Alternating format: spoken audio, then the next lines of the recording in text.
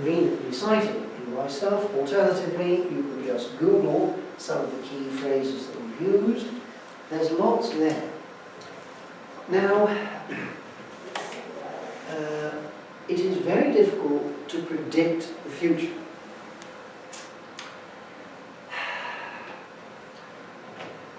And there's good reason for that. Let me give you a topical instance. Oil prices have roughly halved in the last year. Why? Well, that's not the real question I want to ask you. The real question I want to ask you is, did you see it coming 2 years ago? I didn't. Did anybody see it coming 2 years ago? And the answer is no to a first approximation, and the fact that something as important as oil can do something as dramatic as halving from one year to another goes to show that the real world, the real economy, is extremely difficult to predict. In broad outline, in fine detail, it's a very different matter.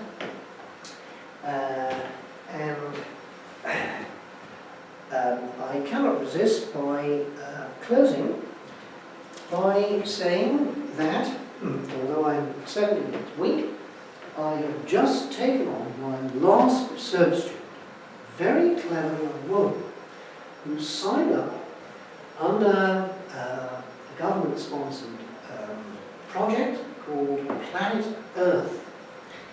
And what really got that fine young woman jumping up and down with excitement was reading the last paper I published in this area, which I meant to bring along, but unfortunately I forgot. It's in my briefcase, which is in Sergei's office, and I should have brought it with me.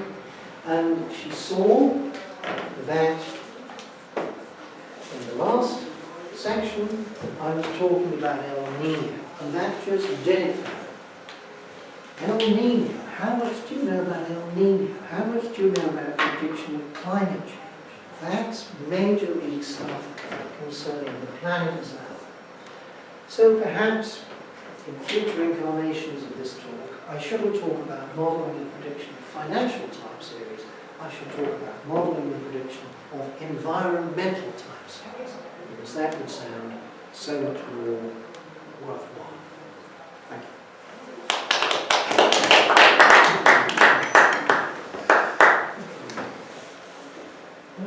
Any questions, please?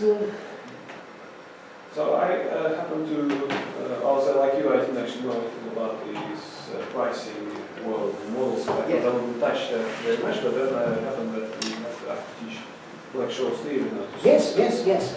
And so the first thing that I wanted to look at is the correlation times and basically look at correlation functions of real-time series. And the question was, because there is of course there's this phenomenon of high frequency trading. Yes, yes, yes. But if you look at the intraday data, Yes. the prices recorded at milliseconds interval, for example, several recordings of price in a minute, they are sometimes constant. Yeah. And so obviously the correlation times are very far from zero. So correlation time is the integral of the spectral, integral of the correlation function. So it's well known that if we look at the process at the intervals which are greater than correlation times, then we can assume it to be delta correlated, and so therefore modeled by Brownian motion, in which case all our Black-Scholes theory will work very, very nicely.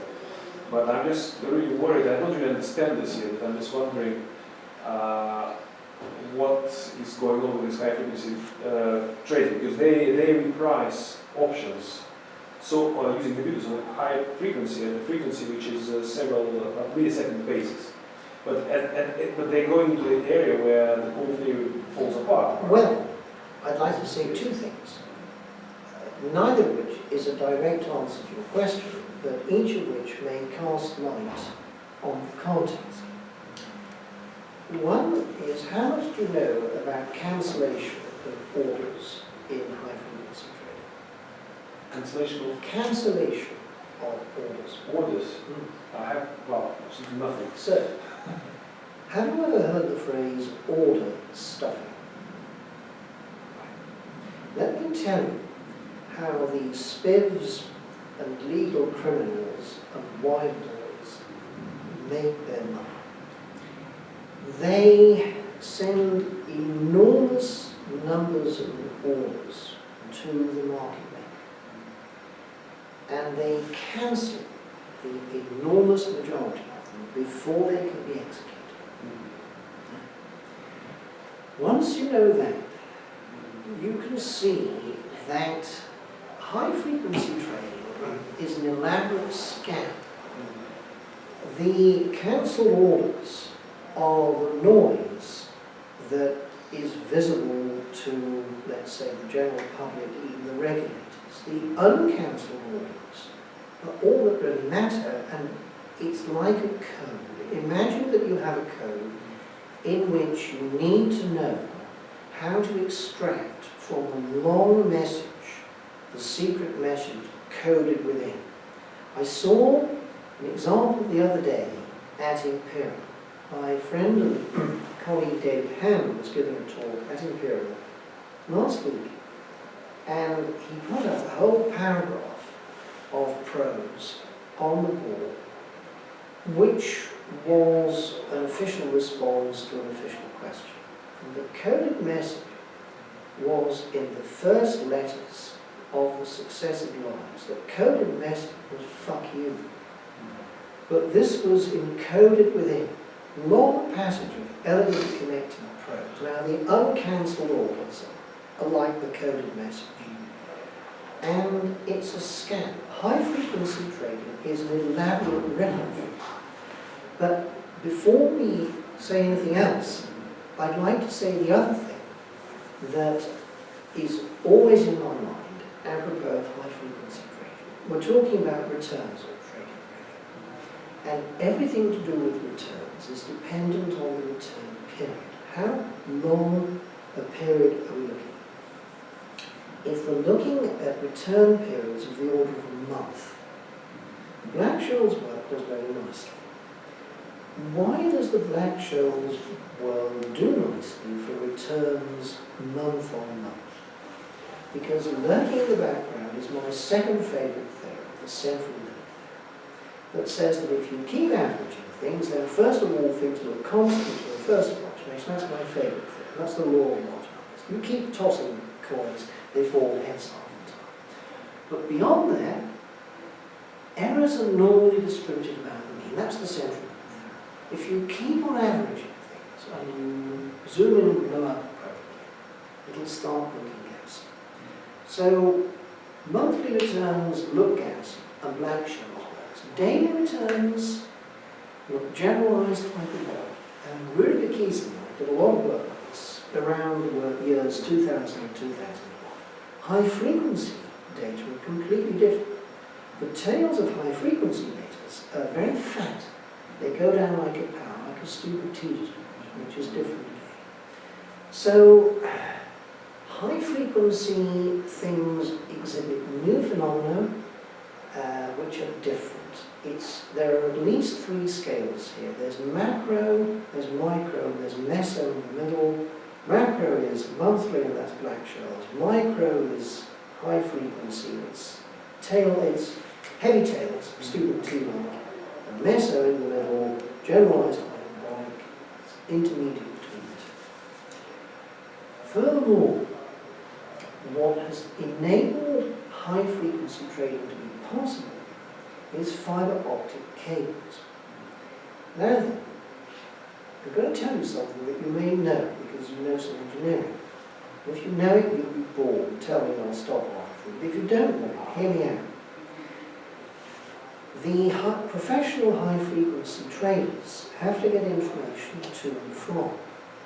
And microseconds matter here.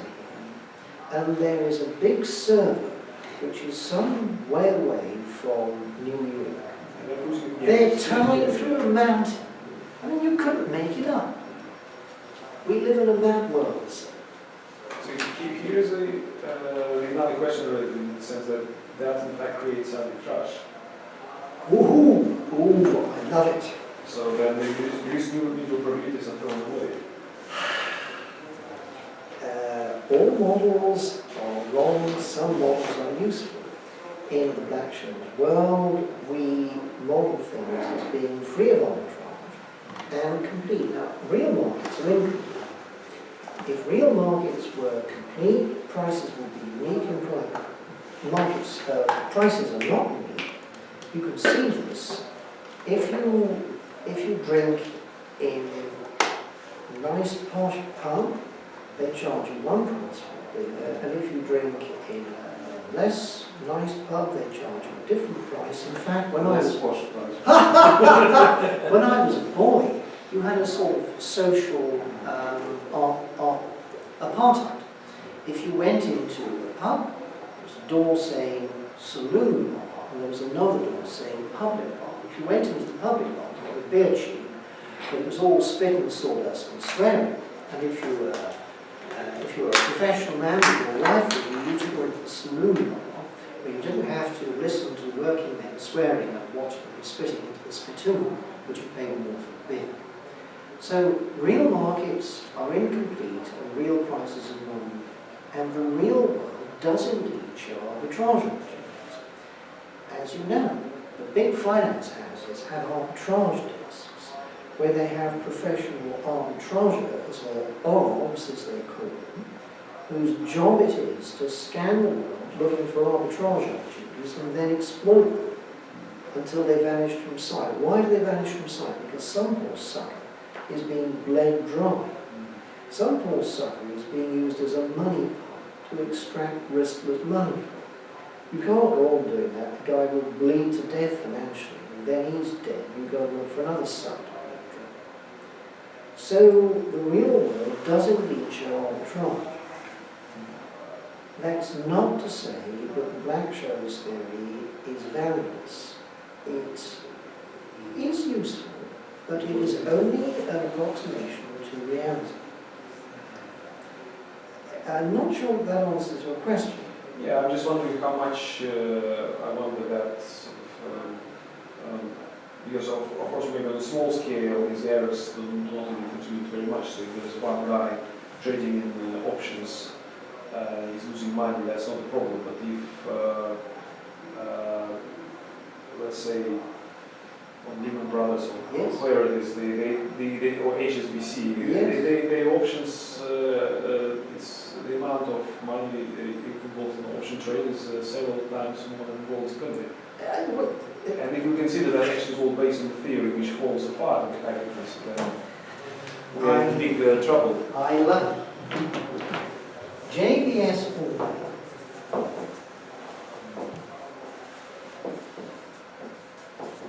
And he wrote a paper which I think was called On Being the Right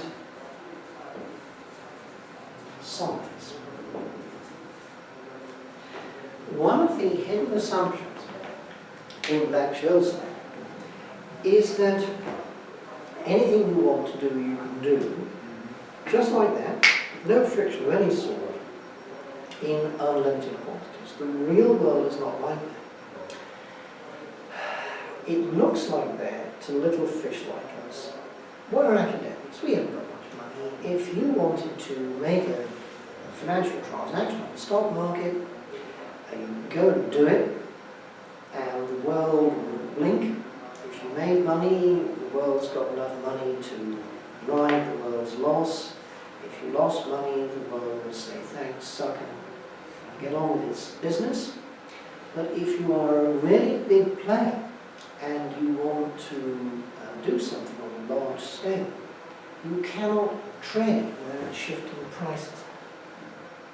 Do you know about the great grains, Stevenson? How wonderful to be able to tell a man from the former Soviet Union about the great grains.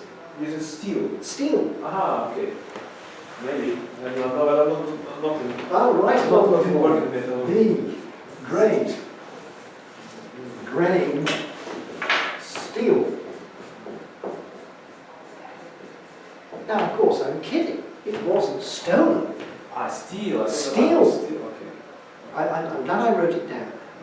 Once upon a time, back in Soviet times, the Soviet economy realized that it would need to purchase enormous quantities of grain from Canada.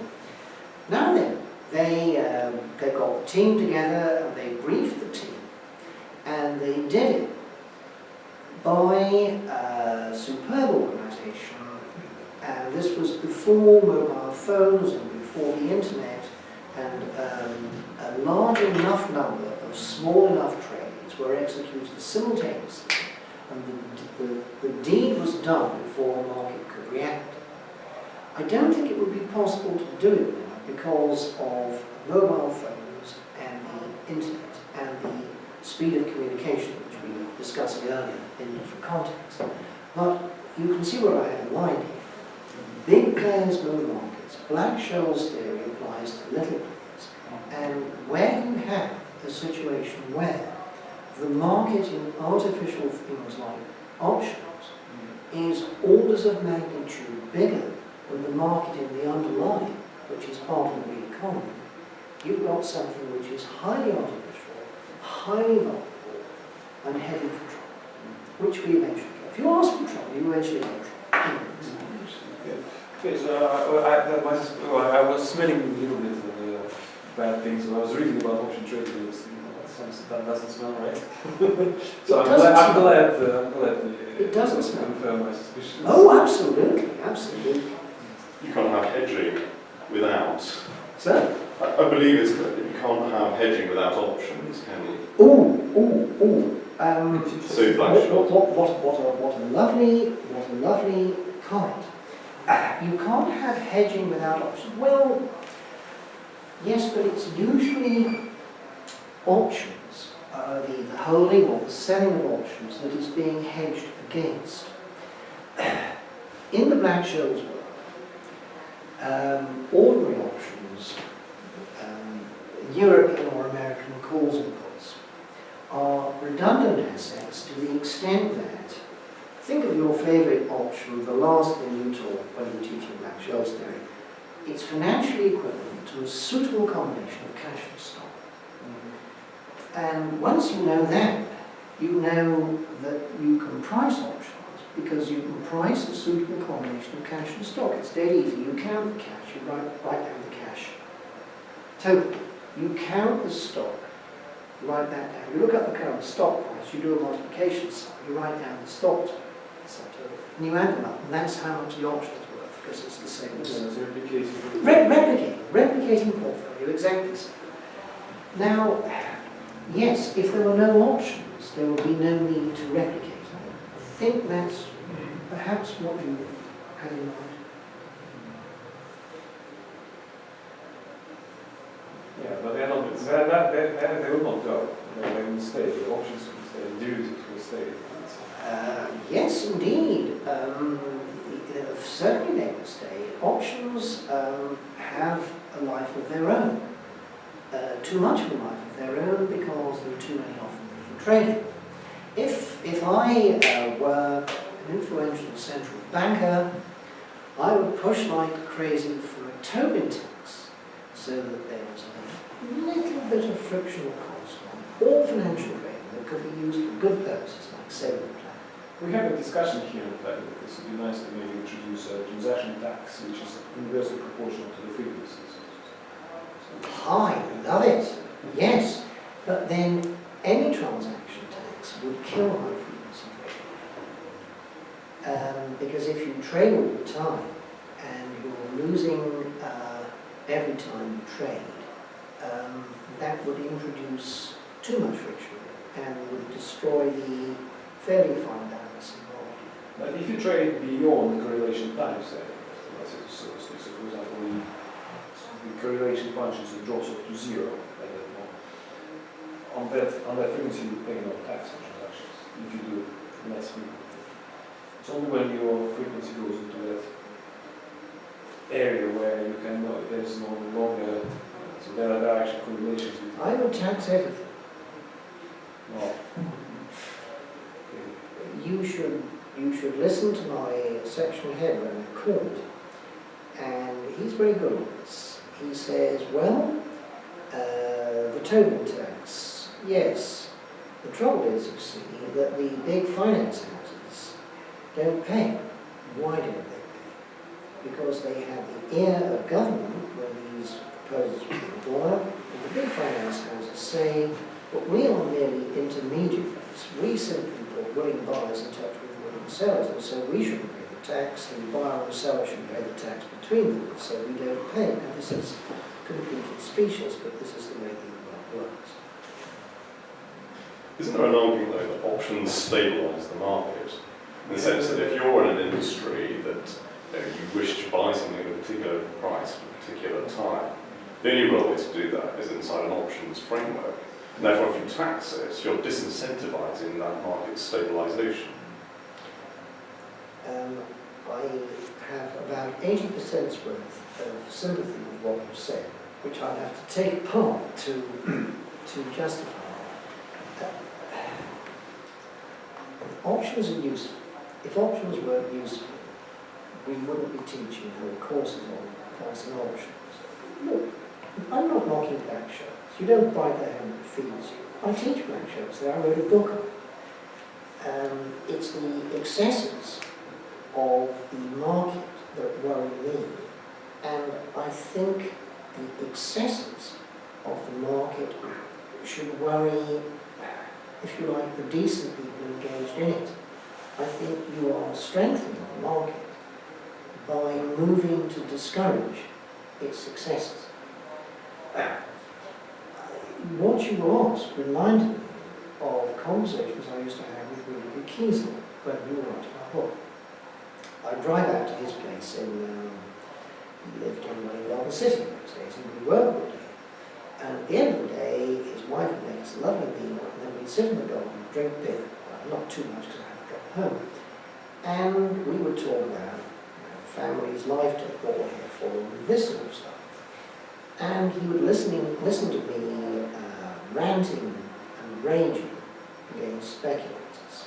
And he would say to me, but Nick, you approve of hedging, don't you? That's what I would say. And yes. And he'd say, but hedging is laying off risk, isn't it? Yes. Who's going to pick it up? Yeah, it's just moving into the future. And he forced me to concede that there was a degree of symbiosis between hedging and speculation. In my gut, I think of hedgers as good guys and speculators as bad guys. But in the cold light of day, of course, he's dead right. I learned a lot from him. He stands out in my mind as being the best of the natural right-wingers I know. I'm a standard right left. No secret there. Yeah, I think that if there is in the market, there is some kind of irreducible uncertainty, volatility, no matter what you do, it cannot be reduced. So you cannot transform the market, you manipulate numbers, make it zero, it's always there, stay there. And, for example, what's the volatility of options? It's obviously no less than the volatility of the underlying stock. Yeah. Yeah, I mean, and much bigger. underlying stocks can be frighteningly volatile. Commodities, for example, are notoriously volatile. Things like wheat and coffee are volatile because of unpredictability of weather, which is getting worse. Oil, well, we've mentioned that already. That's, to a first approximation, a combination of technological change to do with fracking on one hand and geopolitical stuff.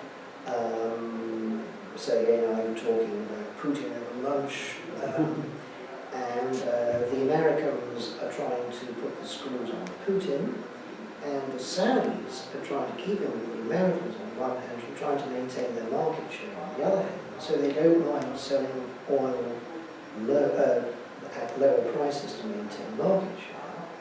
And the upshot is that oil prices have But they are increasing now.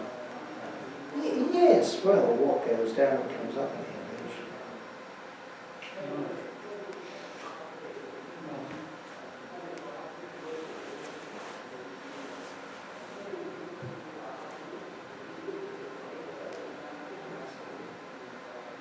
What books do you use for black shows? Oh, well, I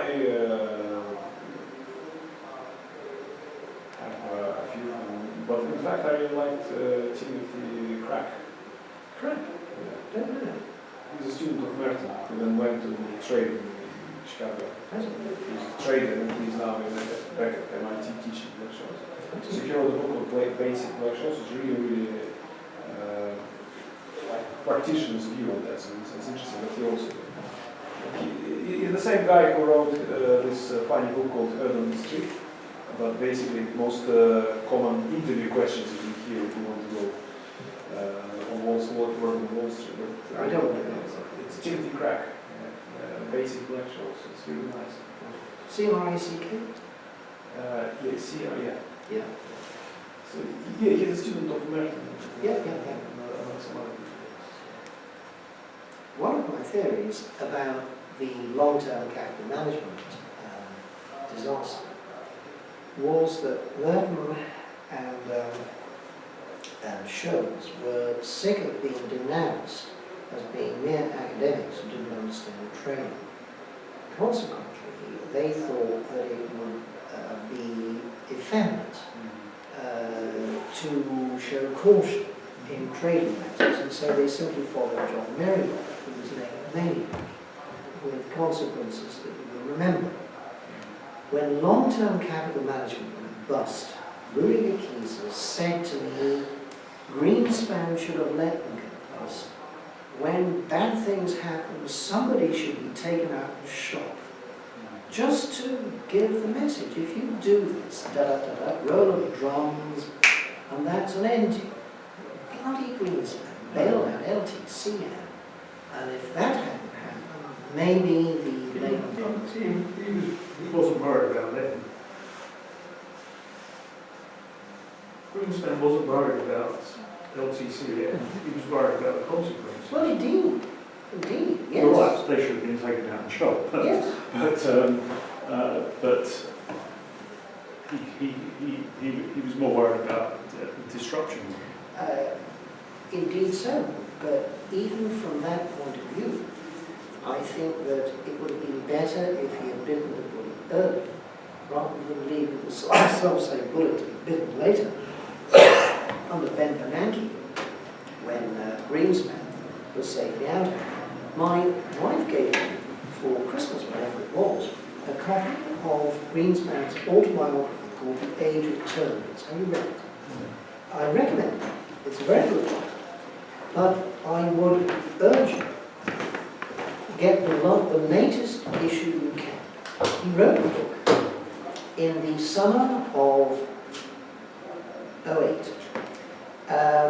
And very soon afterwards, Lehman Brothers went bust and the roof fell in. And because Greenspan's book had been 98% upbeat and optimistic, people thought, funny, he doesn't seem to have seen it coming. Well, let's buy his book and read all about it. So the book sold out. And because people made money from the book, including Greenspan, it was reprinted. He was given the opportunity to add a sort of tailpiece to update his thinking after Lehman went bust. So he did. And that sold out too. And eventually he was hauled before the House committee in the US and grilled. And he more or less put his hands up and admitted that he got it wrong. He actually said in front of the House, I just didn't get it. If you do 5 minutes of Googling, you get it all, and read it. And if you can read it and keep a straight face, you're a better man than I. It's marvellous. Greenspan was about as good as they came, and he didn't see it coming, because his whole ideological program was markets rule okay, markets are smart, leave them alone. And if you leave markets alone, you end up wishing you'd intervened early, which is precisely what we were just discussing. Well, he didn't leave things alone. Well, if he'd intervened a little bit more forcefully, he might have made Bernanke's job easier, and his own reputation might have stood the test of time. Greenspan was the world's favourite central banker for a very long time, and he bloody well isn't now. And if he'd been a little bit different, he could still be our I would say. So, Okay, I think. yeah. That's right.